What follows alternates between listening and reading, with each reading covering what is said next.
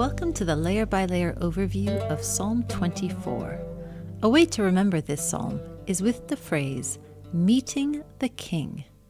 Not just anyone can meet a king, and that's even more true with the divine king, the Lord himself. This psalm is divided into three main sections, all about this king. The Lord's identity as the creator of everything, the Lord's requirements for meeting with him, since only the true Israel, or Jacob, may enter his holy place, and the Lord's welcome when his people do meet with him. It's also helpful to look at the emotional flow of the psalm. The emotional tone of the first section, introducing the Lord, depends on the identity of the person reading or hearing the psalm. For the person in covenant with him, he is confident that all creation belongs to the Lord, its creator. This confidence is necessary given the background of this psalm, in which fear and confusion played a large role. The second section, on requirements, reflects the zealous person, but a zeal that must be understood against a backdrop of reverence rather than lightheartedness. These requirements are a life or death matter. The final section, in which the Lord's people welcome him into his city, is full of celebration as God's people joyfully recognize his triumphant entrance. Now we'll look at some background. Many people love certain parts of Psalm 24, but to understand it as a whole, we must learn some of its historical background. In 1 Samuel 4, we read about the Israelite army going to war and losing to the Philistines. The Israelites knew their God was more powerful than the Philistines' God. They thought that, if they brought the Ark of the Covenant into battle with them, they could control God so that he would show his power and help them win. If the Ark represented God's physical presence, then, they thought, surely God would fight for them, since he was in the middle of the battle with them. But God did not allow the Israelites to control him in this way. Instead, he let the Philistines capture the ark. In the ancient world, when an object that was the symbol of a God's presence was lost in battle, people believed this meant that the captured God lost the battle. In 1 Samuel 5 and 6, however, God showed his power by punishing the Philistines so that they returned the ark to Israel. The Israelites' rejoicing was cut short, however, when the men of Beth Shemesh looked into the ark and were put to death. God was insisting that people treat his ark as holy, the way he said it should be. In 2 Samuel 6, David wanted to bring the ark into Jerusalem so the Lord could be properly enthroned in his capital city. His first attempt turned out very badly, however. On the way, Uzzah tried to hold the ark to keep it from falling, but when he touched it, he broke the law that said only priests could touch the ark. Uzzah was only thinking in a human way. God was thinking about his divine law. David became afraid and decided not to bring the ark into Jerusalem just yet. Instead, it went to stay at the home of Obed-Edom. The result was that Obed-Edom was blessed, so blessed that David decided to try again. This time, he wanted to treat the Lord in a way that showed respect for his holiness. He again wanted to bring the ark of God into Jerusalem. But this time, he would try to fulfill the conditions for meeting this king, the Lord, the Creator. The reason David wanted to bring the ark into Jerusalem comes from the cultural beliefs in his time. People in the ancient world believed that this is how religion and politics worked. First, a god would appear in history and show himself to a future king. Then, the god would enable this future king to defeat enemies and establish a new kingdom for himself. An official ceremony where the king entered the new city and temple marked the beginning of this new kingdom.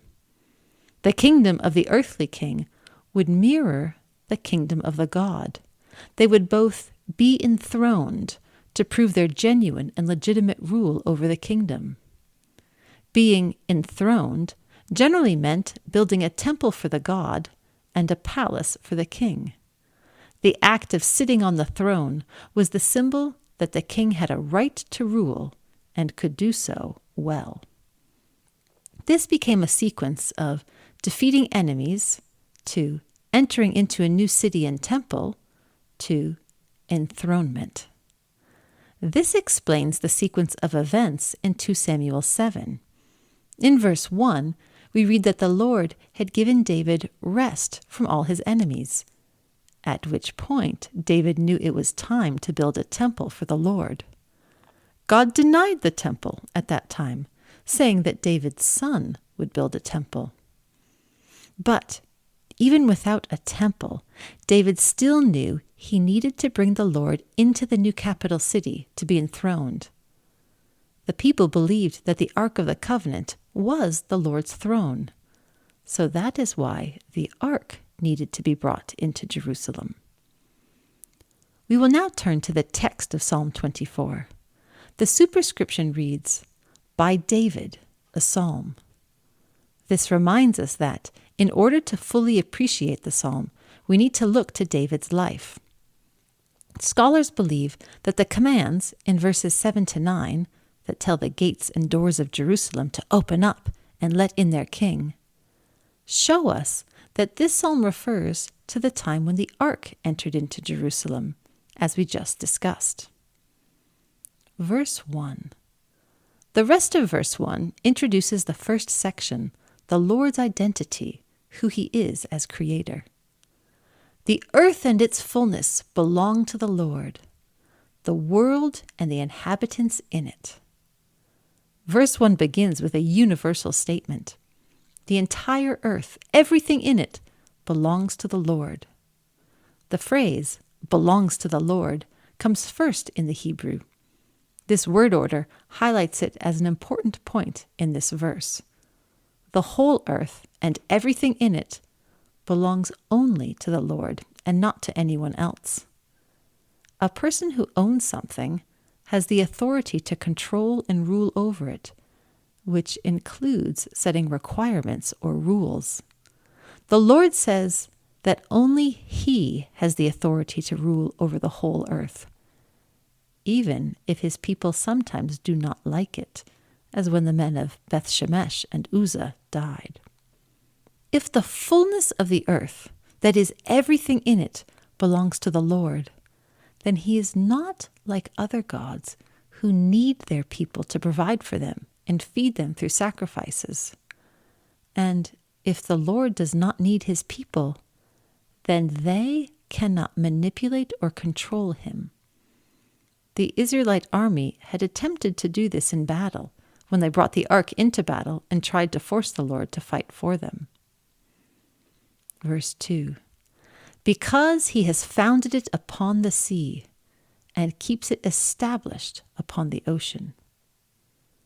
The Lord has authority over the earth because He created it. Not only did He create the world, but He established the dry land upon the seas.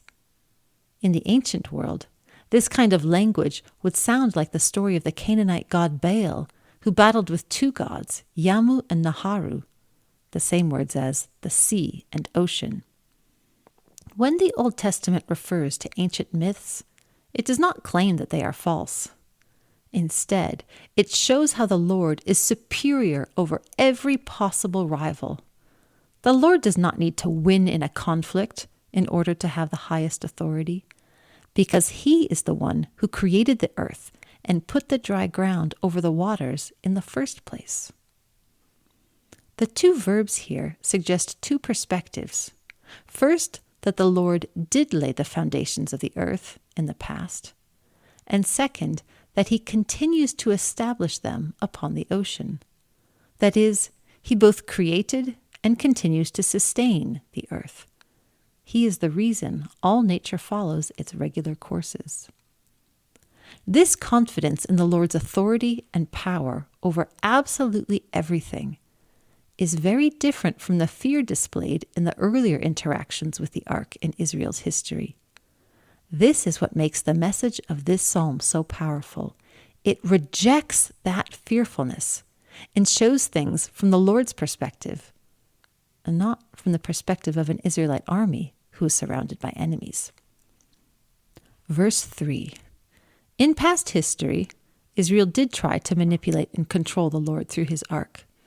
He has been proclaimed to be beyond any manipulation and to be the authority who sets his own requirements. Verse 3 poses a question about those requirements. Who may go up on the mountain of the Lord, and who may stand within his holy place? And verse 4 answers the question. One with clean hands and a pure heart, who hasn't delighted in falsehood, nor taken an oath deceitfully. The sin that we see the most in the historical narrative for Hophni and Phinehas is that they abused the sacrificial system. For example, they forced the worshippers to give them raw meat before it was boiled. In contrast to such priests, the Lord's own requirements are clean hands and a pure heart. These are images that represent moral purity. Falsehood and deceit are words that usually refer to lying, but they can sometimes refer to idols. So, when verse 4 talks about rejecting falsehood and deceit, this is both the opposite of moral purity as well as the rejection of idolatry. In 1 Samuel 7:3, we read that the Israelites continued to worship idols. The Lord required of his people both moral purity and proper worship. Verse 5, he will receive blessing from the Lord and privilege from the God of his salvation. Israel's recent interaction with the Lord was a mix of horrible and wonderful. The curiosity of the men of Beth Shemesh and the lack of respect by Uzzah caused their deaths. By contrast, Obed-Edom received so much blessing that David decided to reconsider his fear of bringing the ark into Jerusalem. This verse makes things clear. The one who fulfills the Lord's requirements will receive blessings. He'll also receive justice, translated here as privilege, which means here that people will know and recognize that he has completed the requirements. This is a good outcome compared to the bad outcome received by the men of Beth Shemesh and Uzzah. Since the background story of this psalm talks about bringing the ark into Jerusalem, this verse likely refers to God allowing the ark to enter Jerusalem successfully this time. Verse 6, such is the generation, those seeking him, those who seek your face, of Jacob, Selah. Verse 4 tells us about the requirements for approaching the Lord, and verse 5 tells us about the reward. Here in verse 6, David claims that the current generation now seeking the Lord, the group of people living in Israel at that time, has met these requirements. They are now seeking God's face, meaning they want to be near to God and are looking to him for help, as the generation of Jacob. Jacob received the name Israel after wrestling with God, but the nation was still often referred to as Jacob, particularly in poetry. Contexts where the name Jacob is used may imply a reference to God's choice of Jacob over Esau, even before they were born. Jacob was the one God chose and to whom God made a commitment without regard for his own behavior or merit. There is likely a double reference here. The people are seeking God, and they are of Jacob, the one God chose even before he was born. They are therefore God's chosen people, now seeking him. Verse 7. The previous verses have all made the case that now God's people are ready to meet him They are ready for the Lord's welcome. They are qualified to enter his presence as they bring the ark to his temple mountain. The scene therefore shifts to the victorious approach of the ark to Jerusalem. The gates of the city represent here the people, the true worshippers who seek the Lord's face, who are able to welcome their God, represented by the ark, into Jerusalem. Lift up your heads, gates, and be lifted up, eternal doorways, so that the glorious King might enter. These verses tell two stories at the same time.